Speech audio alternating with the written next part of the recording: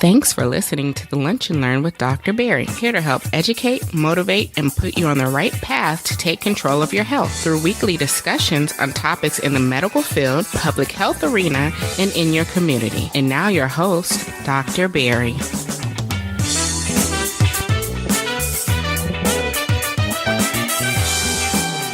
And welcome to another episode of the Lunch and Learn with Dr. Barry. I'm your host, Dr. Barry Pierre, favorite board-certified internist, founder of drpierresblog.com, as well as the host of the Lunch and Learn with Dr. Barry, your number one podcast for patient advocacy and helping you empower yourself for better health. This week, we bring you episode 80, where we talk about a few important topics that, unless you're living under a rock, it's not affecting you, which is pain control. And this is a subject that was actually brought up on a recent survey that I did for the Lunch and Learn community, where I kind of asked them what topics they wanted to hear, and pain control was a big one for them. So we're going to be talking about pain control. We're going to really be asking the question, and I'm going to try to answer it for you guys, right? Like, hey, why is my doctor always scared to treat my pain? I'm going to try to answer it from, my perspective as a physician. And obviously, we'd be remiss to talk about pain control if we don't talk about the other end of the spectrum, which is the overdosing or the abusing of the pain medication, right? Again, episode 80. If you want my show notes, head over to drpierresblog.com/LLP080 or head over to lunchlearnpod.com where you get the latest show notes of all of the episodes, not just the specific one here. And before we get out of here, of course, we're going to read another amazing 5-star review. Again, guys, I absolutely love the fact that you guys have been hitting that 5-star button, especially if you're on Apple Podcasts, hitting the 5 stars and give me a rating because, again, it's so important for just building the show and just showing the love that, you guys have out there. The title is Great Podcast. Dr. Barry is always bringing great information that the community needs to know to be more informed and make better decisions about their health. Just awesome, right? So again, another amazing 5-star review. Keep them coming again, and I'll keep making sure that we get them on the air. So sit back, get ready for another amazing episode. We're talking about pain control. We're going to be talking about why your doctor is scared to give you some pain medication. Talking about some overdoses, right? So sit back, get ready for another amazing episode here on the Lunch and Learn with Dr. Barry. This episode is brought to you by the Lunch and Learn community store, where we are living out the motto, empower yourself for better health. In the Lunch and Learn community store, you can get your favorite t-shirts, ebooks, as well as other related products by Dr. Barry. Head over to shop.drpierresblog.com and get a chance to get 10% off your first purchase by using the coupon code EMPOWER10. Again, shop.drpierresblog.com. Live out the motto, empower yourself for better health.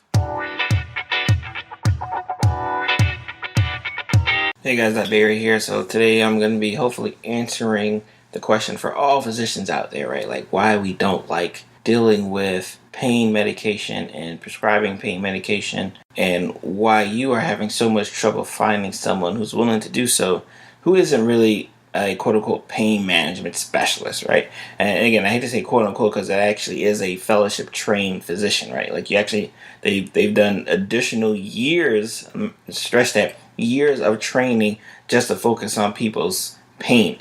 So from a general physician, right, who am I, like an internist, right? Yes, can I prescribe some of those medications? Yes, actually I can prescribe to all of them for the most part, but my comfort level may not be as strong as it should be, especially in this day and age, right? And I think we have to stress this day and age where pain control is becoming an important factor, whether you're outpatient medicine, whether you're doing inpatient medicine, and whether you're a patient, right? If you're able to control my pain, if I'm going through something that's causing me pain and discomfort, right?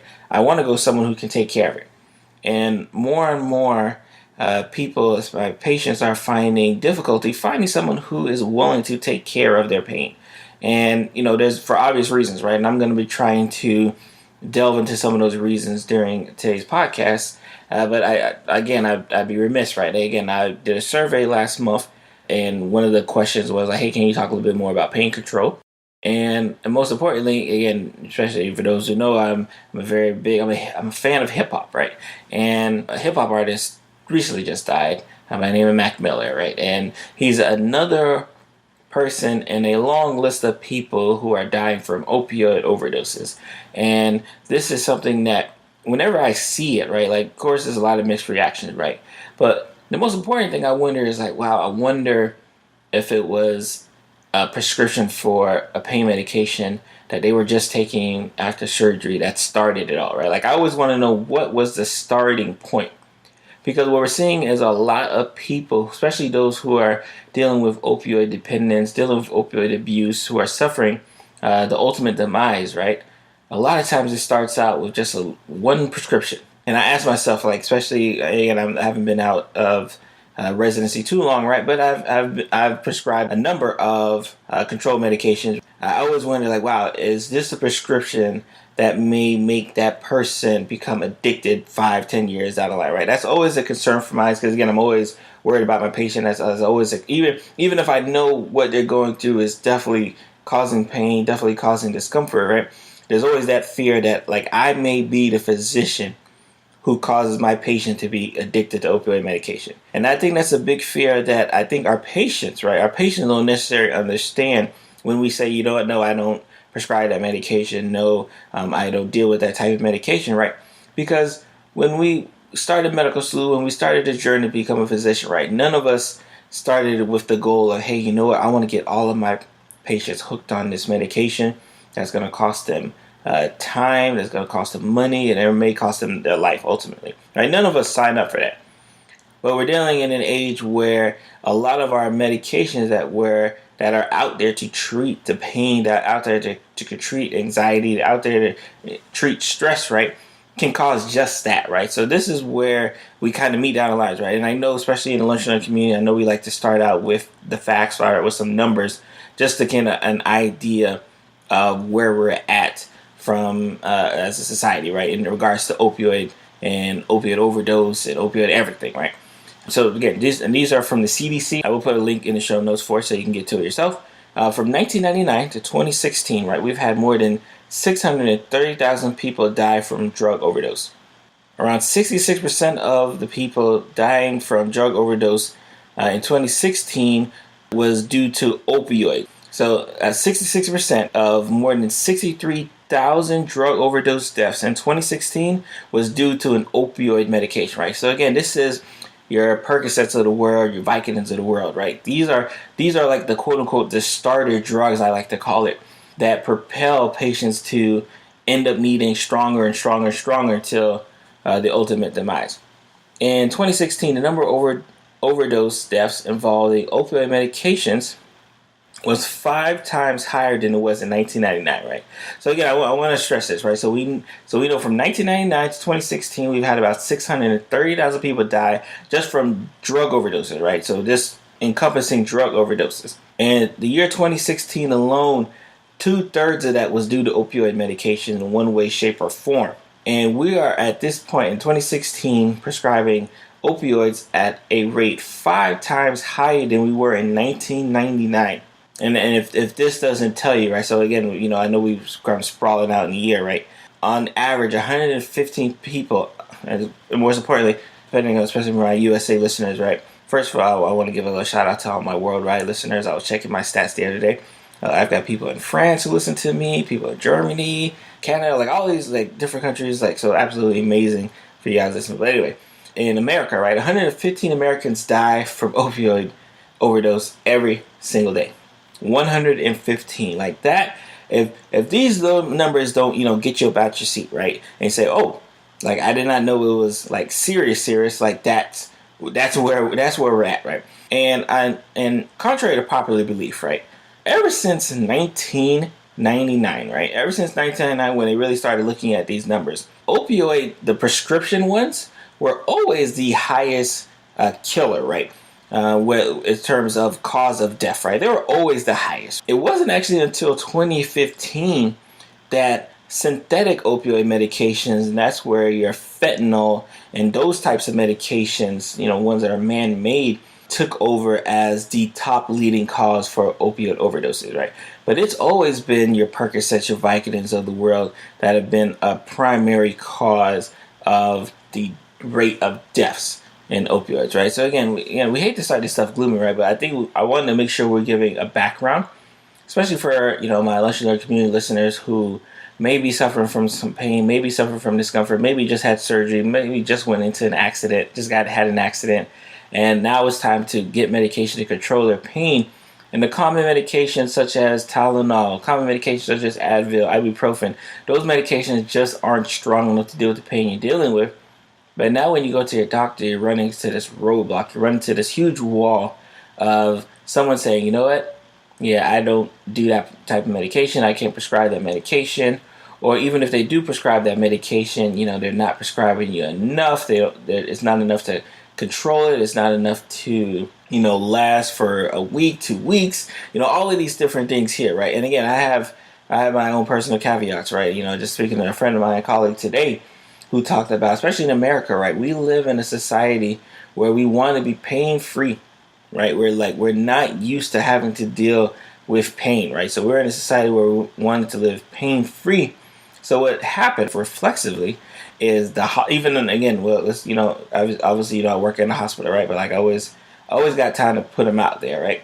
In the hospital setting, right? Do you know that one of the survey questions is related to, did my doctor control my pain 100% of the time? That's one of the survey questions, right?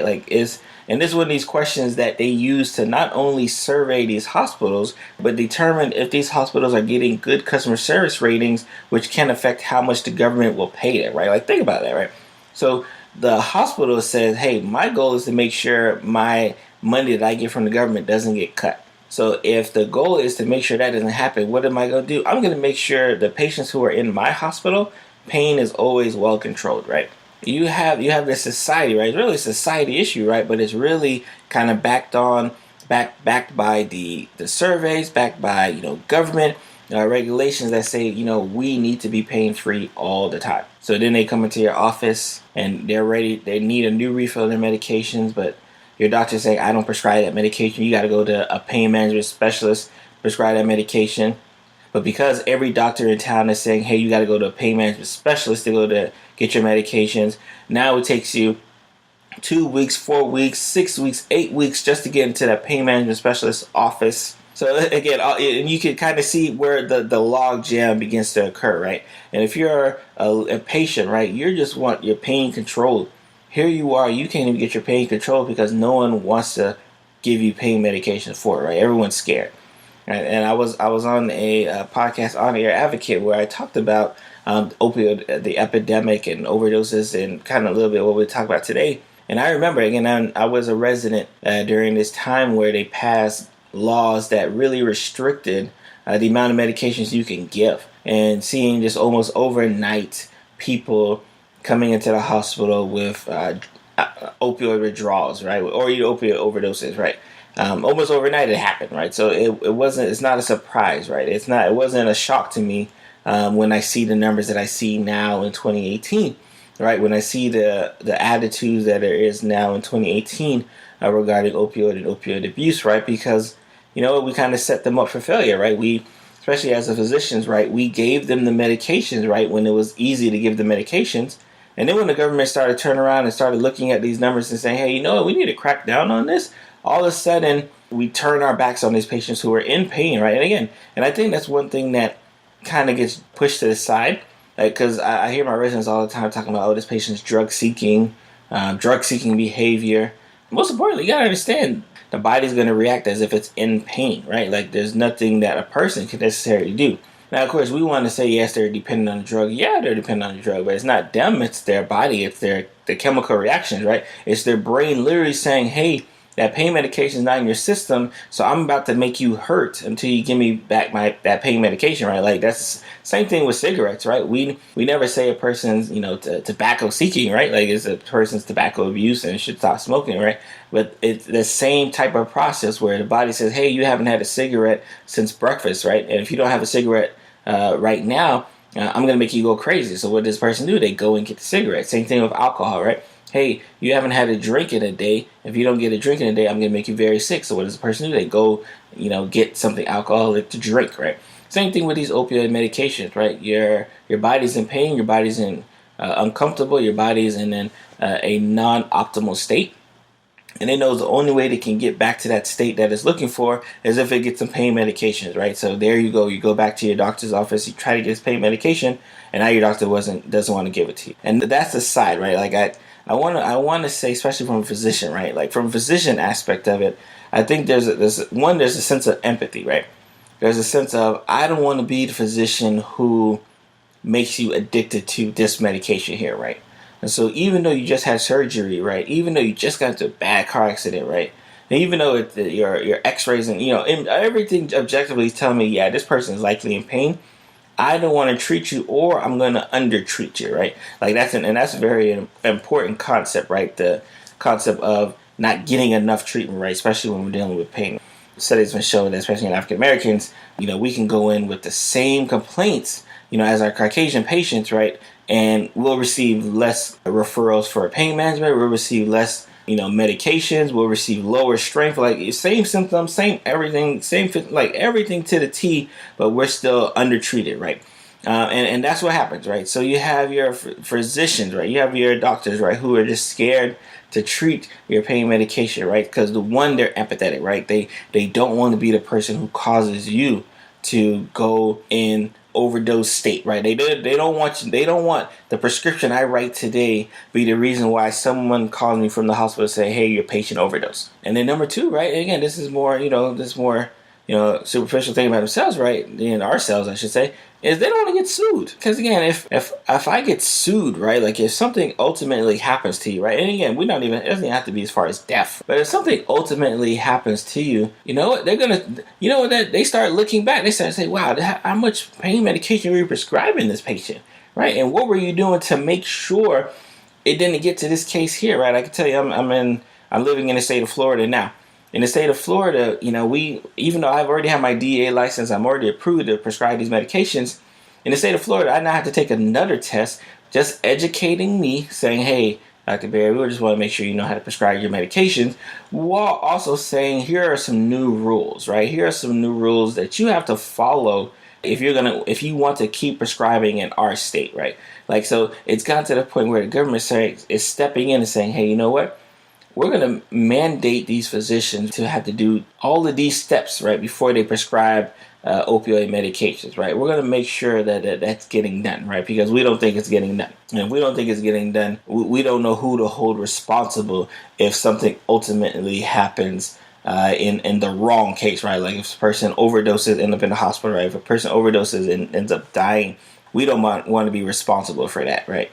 And I think those like two compelling yin and yangs are some of the biggest issues, right? That patients aren't satisfied anymore, right? So patients aren't satisfied. Their pain control isn't satisfied. Why? Because a lot of physicians don't necessarily know how to treat pain. They don't know how to treat pain correctly, right? Because again, there's opposite side of the spectrum, right? You got your physicians who are quick to give you those types of medications when you don't even need it, and you got your physicians who won't give you those medications even though you desperately need it, right? You can't win to lose, right? If you got a little minor like toe pain, right? They're ready to prescribe you these controlled medications, right? And they give you a whole bunch of pills, right? And then you got a couple of them just kind of laying in the bathroom cabinet, right? Which always happens. And then you got the other spectrum where someone runs over your foot and they're telling you, yeah, just put some warm compress on it, take some ibuprofen, right? Like again, we as a physician, we're not doing our job correctly when it comes to kind of treating that aspect of it, right? We're not doing a good job treating the pain adequately. So what happens is patients are forced to go to someone else, and then they're forced to go to another physician and another physician until someone is willing to take care of the pain, right? And do you know, especially as a patient, do you know what we do when that happens, right? We start calling you drug seeking, right? Like again, we put you in that boat that you shouldn't have necessarily been in if your first doctor would have took care of the job. So I think especially from a physician standpoint, right? Like I want to acknowledge, why we're so scared to do it, right? We're so scared to do it. One, right, because we don't want to be the reason why you get addicted to this medication. And two, we ain't trying to get sued. We're not trying to get sued. We don't want to be the reason why, some lawyer is calling me saying, hey, why were you prescribing these medications? We don't want any of that. So we kind of wash our hands. And we kind of wash our hands. And unfortunately, we push all of these patients who who should be taken care of by your general physicians all to the pain management. So now all of a sudden pain management can't even get their patients who really need to be seen in, right? Because they're having to deal with all of these influx of patients of the diseases and diagnoses that the primary should have been able to handle, right? So again, I think we should stretch that out, right? Especially again, and I'm saying list of names, right? Because I think the topic usually resonates not only, especially in my lecturing community, when you hear some of the numbers, right, the facts and figures associated with the diseases we're talking about, but most importantly, when you hear some like celebrities associated with this, right? Because again, this isn't a poor man's issue, right? This isn't a person who lives in an underserved areas issue, right? Like everyone is affected by opioid abuse, right? Again, I saw, and I hate that I can't quote the actual person who said it, right?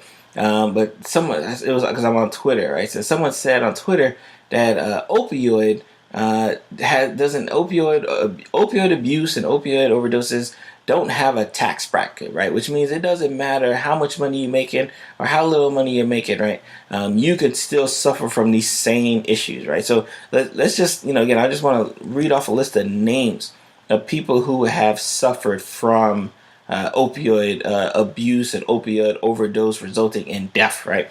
Again, Mac Miller, the rapper we talked about a little bit earlier, Tom Petty, musician, Prince, of course, who's a musician. Hopefully, I don't have to explain who Prince is, right? And Prince and a lot of these, especially the celebrities, fall into that pattern when I talked about earlier when I said that initially it was the commonly prescribed opioid medications that were causing a lot of deaths, but since very recently and since 2010, we've seen this spike in the synthetic opioid medications, fentanyl being one of the most popular ones causing a lot of these deaths, right? And again, just to kind of give you because I want to get you guys to get a visual picture of what the stepping stone, right? When we talk about the prescribed medications, right? You'll have your patient who gets ibuprofen doesn't work, who gets Tylenol doesn't work, then may move on to tramadol, see if tramadol works, that's not really there. Then they're on the opioid medications, then they're on the Percocets and the Vicodins of the world, right? And then all of a sudden, a doctor says, you know what, you've had enough, I'm stopping it, right? And now they have no way to get to the new medication, right? They have no way to get to their Percocet. They have no way to get to their Vicodin, right? So what do? Right? They go to the street corner, right? They go and get heroin, right? They go and get these other medications, right, that are opioid related treatment, right? Because they don't know what to do, right? Like, how are they gonna treat their pain, right? Like, because the doctor just took away the prescribed medication, so I just got to go get the legal one, right? And that's where heroin comes to play, right? You have a lot of heroin overdoses because of it, right? And again, it's a sad endeavor, right? It's a sad process that we're kind of leading to, but that's kind of where we're at. When we talk about it, right? And again, just to kind of finish up some more celebrity names, Bobby Christina Brown. We have Whitney Houston. I mean, you get the point, right? There's a lot of people, right, who are suffering from pain control and the lack thereof, right? And they're ending up in this state, right? They're ending up in a state where now they got to take bigger medications and stronger medications just to try to get that relief of pain that they're unable to get, right? So it's sad, right? Especially as a physician, right? As a physician, it's sad. You're tasked with trying to help your patient, and you're trying to balance wanting to help your patient without causing irreparable harm later on, right? And we never know, especially as a physician, of course, right? We never know which person I give this prescription to will turn around and become addicted. We don't know, right? And I have some patients who will refuse to take their opioid medications, even if they have like a good major surgery, right? They refuse to take it, right? Because they say, I don't want to be that one person that gets addicted, right?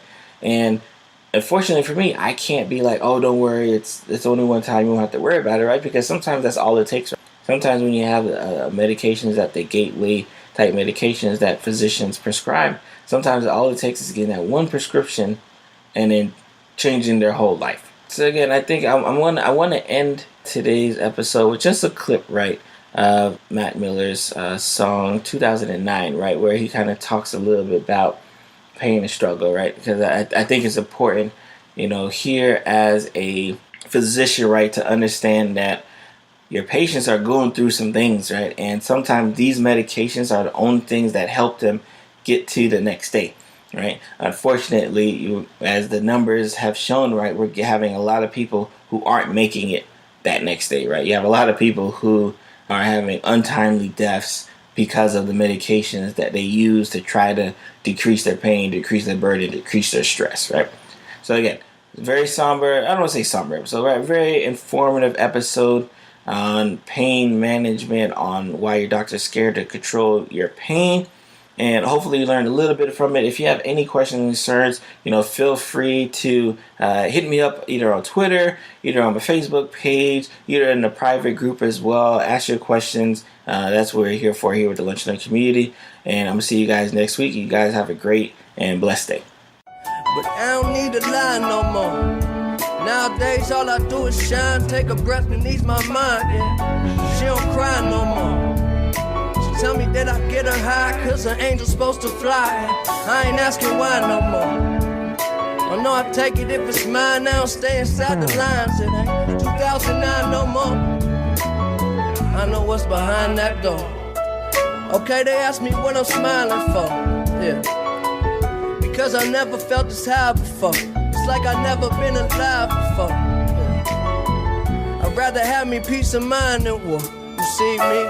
Thank you for getting to the end of the show. I am your host, Dr. Barry Pierre, host of the Lunch Learn with Dr. Barry, and this is another amazing episode that we like to bring to you week after week on betterment of empowering yourself for better health today. If you have not had a chance, please go ahead and subscribe to the show if this is your first time listening. If you already listen and you've already subscribed, make sure to leave me a 5-star review because your support is absolutely important in keeping the show moving as it is.